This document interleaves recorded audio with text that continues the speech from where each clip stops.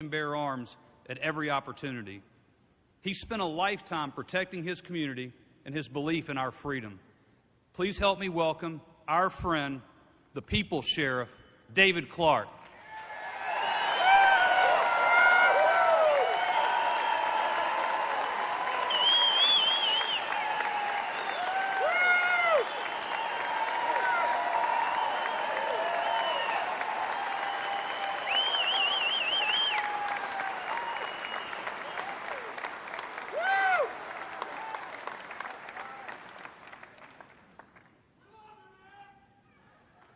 I love you back. You folks are great.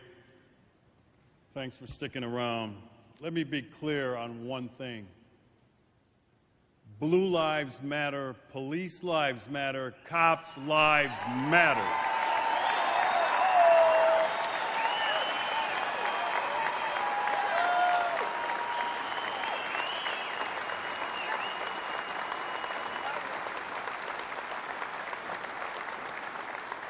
And in saying that,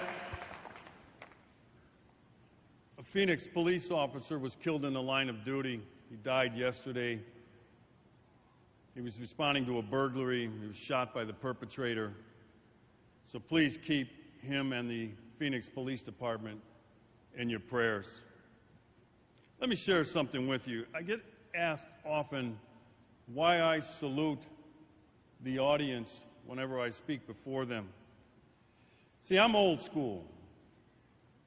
And in our representative democracy, elected officials are not sovereign. You, the people, are sovereign. And in keeping with military courtesy, it is incumbent on the subordinate officer to salute and render that salute first to the superior officer. So I see myself as an elected representative as a subordinate officer, and that's why when I come out to address a group, I salute you, because you are in charge, not the political class.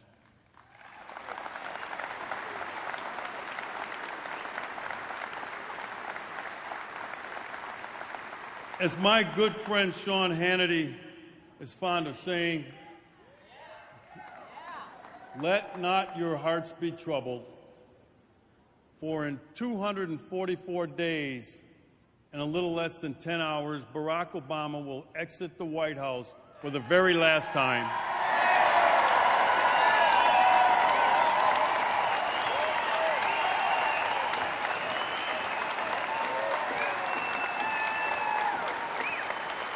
And finally, his reign of terror over your freedom, over your Constitution, and over your right to keep and bear arms, his reign of terror will be over.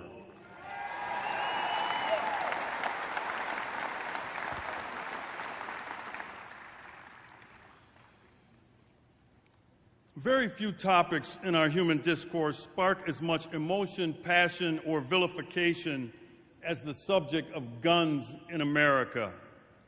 Now ask yourselves why. Why is the Second Amendment treated like the bastard child of the Bill of Rights by academia, the liberal mainstream media, and liberals in the political establishment? It's not about reducing mass murders, suicides, or street-level violence. Heck, it isn't really even about gun control, folks. It's about power, political power. It's all about government control over our lives.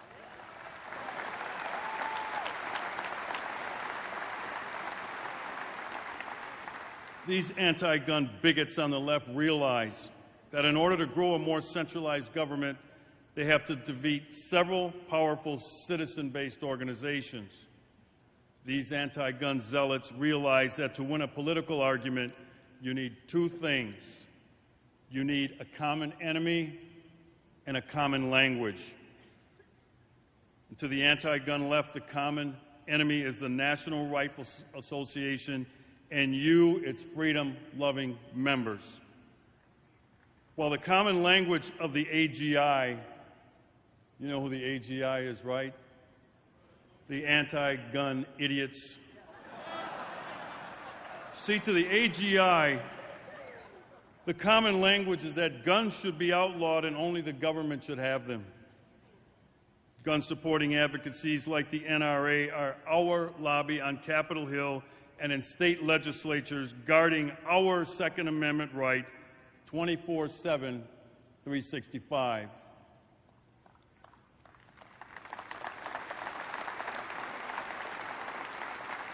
You see, in politics, if you're not part of a special interest group or if you don't have a powerful lobby, you can't get a seat at the table of power to participate in discussions. As sheriff, I took an oath to uphold and defend the United States Constitution, all of it.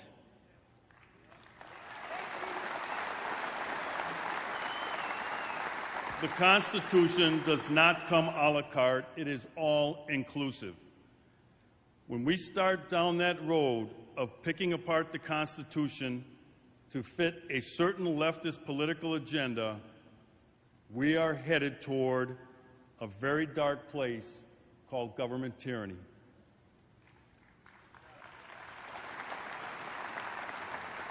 While there are so many attacks on our Second Amendment right to keep and bear arms, what's interesting is that this is a recent phenomenon. For most of our nearly 240 years as a constitutional republic, the right to keep and bear arms was never seriously questioned. It has only been in about the last 30 or 40 years that this inalienable right has been challenged.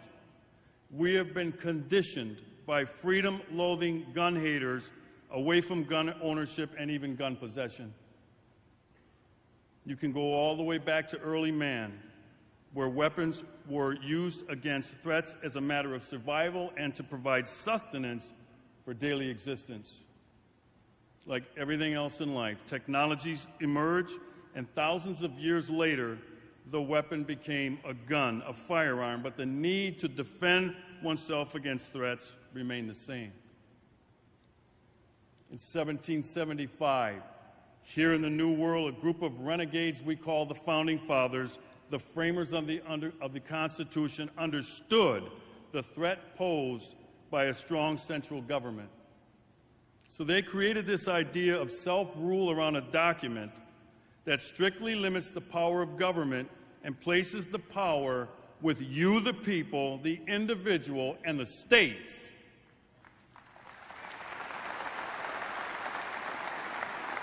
You see, they understood that government tyranny was a natural result of government, so they included safeguards. They knew that only an armed citizenry could keep government in check. Patriot Thomas Paine said it best. He said that arms discourage and keep the invader and plunderer in awe. And they preserve order in this world as well as property. He went on to say that horrid mischief would ensue with the law-abiding deprived of the right to use them. Folks, it's a historical truism that in the 20th century, Nazi Germany's use of firearm registration laws to confiscate weapons from Jews rendered them defenseless from attacks. And Switzerland's tradition of ensuring that every man was armed with military weapons kept at home, ready to organize as a militia of total resistance, played a significant role in dissuading a Nazi invasion during World War II. And then there is the issue of the right of the people to keep and bear arms for self-defense. This, as you know, is a natural right. Survival is the first law of nature because man has an inherent desire to survive. Sometimes that means fighting off criminal predators. Don't be misled by phony sloganeering like common sense gun legislation or smart guns. There is nothing smart about what they are up to, as you and I both know, that none of this crap will reduce violence, suicides, or mass shootings.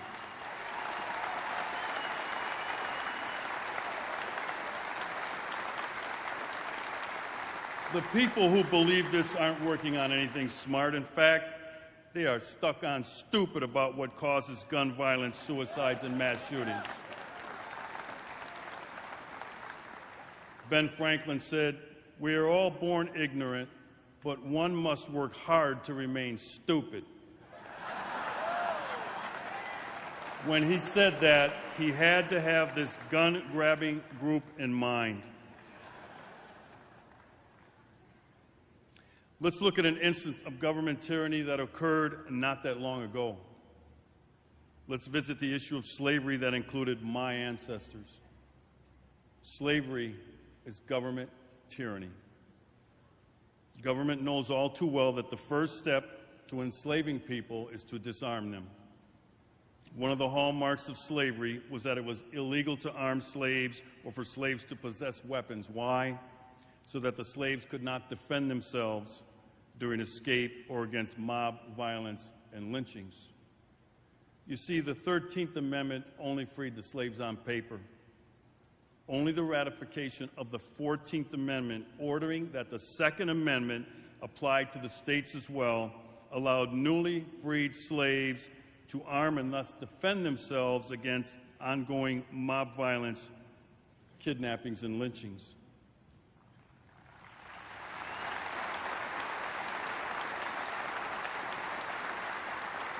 Folks, my ancestors fought hard and shed blood for the right to keep and bear arms for self-defense, and I am not going to cede that right back to the federal government or any level of government for that matter, and neither should you.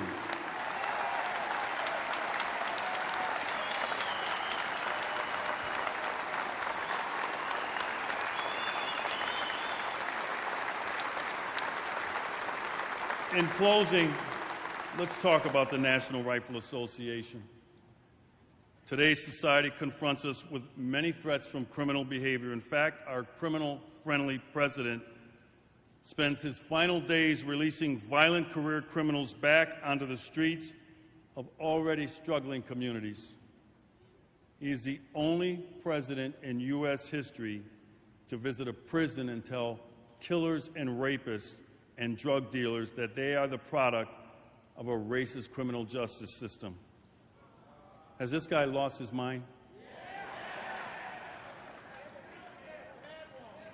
As my public announcements say at the end, you are the first line in your personal defense, not law enforcement. You always have been. But for the last 30 or so years, you have been conditioned away from that duty by having people simply tell you to dial 911. That might not be your best option. You all know Kimberly Corbin, our courageous NRA colleague who was sexually assaulted on the Northern Colorado University campus. This brave woman voluntarily shares the story of her horrific event so that other women do not have to experience what she did. You talk about courage. She found out that when seconds mattered, the police were not a 911 call away. She also learned that the only person safe in a gun-free zone like a college campus is the criminal. She knows that law-abiding people have been disarmed in these gun-free zones by their government.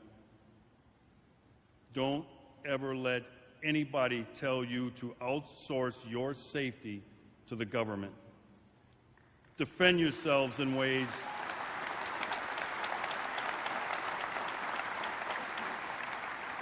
Folks, defend yourselves in ways more advantageous to you and then dial 911. Your life may depend on it.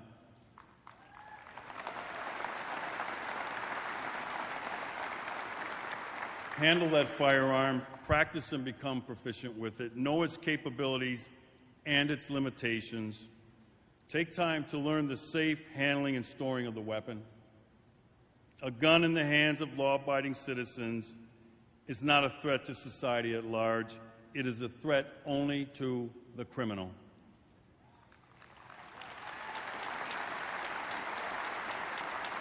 It is also a threat to an ever-expanding federal government hell-bent on obliterating your right to keep and bear arms.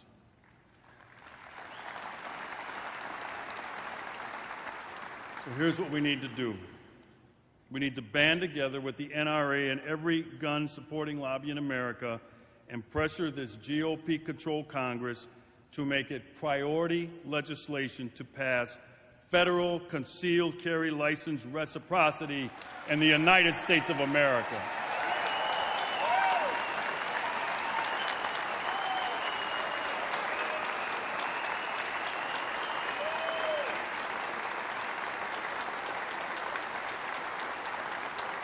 That's House of Representatives Bill 923 and Senate Bill 498, the Constitutional Concealed Carry Reciprocity Act of 2015.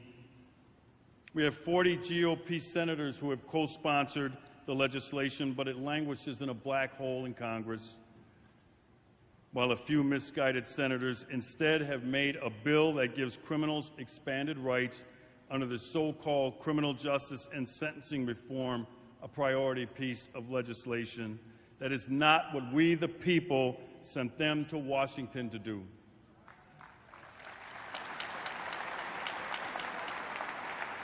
Just like a driver's license from one state is valid in every state, and a marriage license is recognized in every state, so must your concealed carry license be valid across state lines.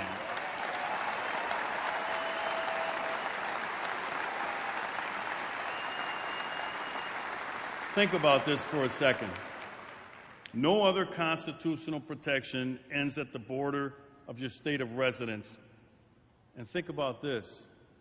Driving and marriage are not even constitutional rights. It is unconstitutional and unreasonable for someone to have to know the intricacies of concealed carry laws in differing states. In other words, you can be valid in one state, drive through another, and be in violation of the law. This is insane, and it has to be fixed now.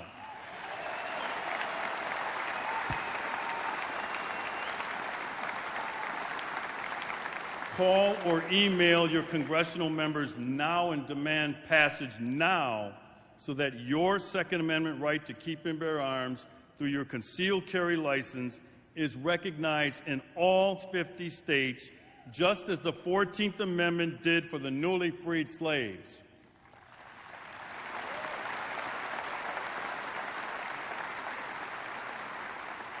I challenge people at the end of every public safety message I put out on Milwaukee radio. These ads end with a call to action. I ask, can I count on you? Thanks for being here in Louisville. Please renew or upgrade your NRA membership. I recently upgraded mine to patron level. Yeah, I put my money where my mouth is.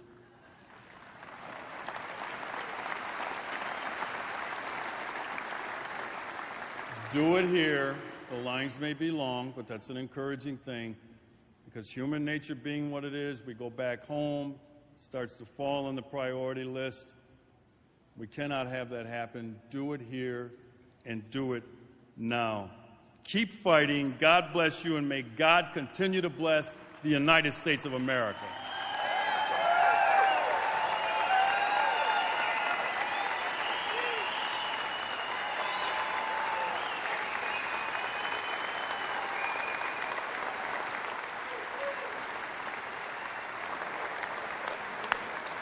We will make America great again.